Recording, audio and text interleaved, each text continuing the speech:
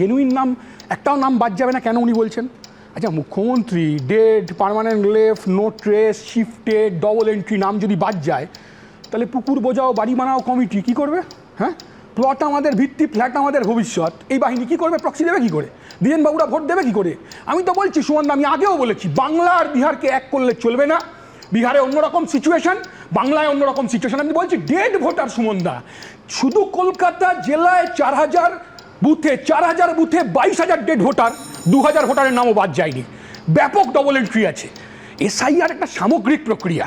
আজকে তৃণমূল বিজেপি যা আরম্ভ করেছে, শুভেন্দুও বলছে বিএলওদের জেল হয়ে যাবে। আচ্ছা, একটা কথা কেউ বলছে না, শুধু বিএলওরা তো নির্বাচন করে না, বিএলএ আছে তো, তৃণমূলের বিএলএ আছে, আমাদের বিএলএ আছে, বিজেপির বিএলএ আছে। বিএলওদের সাথে বিএলএরা একসাথে মিলে সিদ্ধান্ত না, এরকমও হয়েছে। ধরুন আমাদের বিএলএ বুথ লেভেল এজেন্ট, সে বলেছে অমৃত, বাড়ির থেকে আমরা ডেথ সার্টিফিকেট পাইনি।